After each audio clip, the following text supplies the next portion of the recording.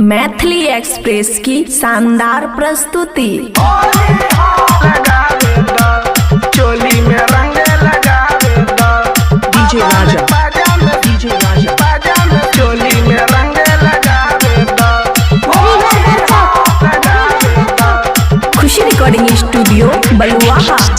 फगुआ के मस्ती महीना साली हमर दिमाग हरिया बेद।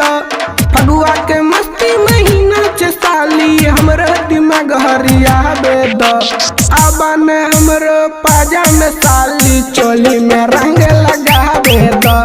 अब ने हमर पाजा में साली चोली में रंग लगावे द। डीजे राजा, डीजे राजा, चोली में रंग लगावे द। अब ने पाजा में चोली में रंग लगावे द। चोली में रंग लगावे द। चोली में रंग लगावे द। तोरा दीदिया से ज्यादा है साली तोरे पर मान है। आवा ने रंग दा होली में चोली वाला जवान है। चोली वाला जवान है। तोरा दीदिया से ज्यादा है साली तोरे पर मान है। आवा ने रंग दा होली में चोली वाला जवान है।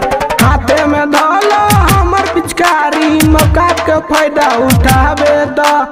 हाथे में धोलो हमर पिचकारी मौका के फायदा उठावे द। आबा ने पाजा में हमरो ये साली चोली में रंग लगावे द। आबा ने पाजा में हमरो ये साली चोली में रंग लगावे द। डीजे राजा, डीजे राजा, चोली में रंग लगावे द। चोली में रंग लगावे द।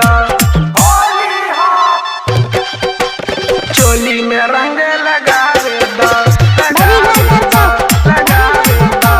खुशी रिकॉर्डिंग स्टूडियो बलुआहा। पहले पहले येलो ये साली ताऊ हमारा गाम है।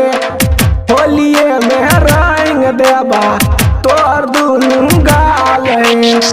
तोर दुनू गाल है। पहले पहले येलो ये साली ताऊ हमारा गाम है।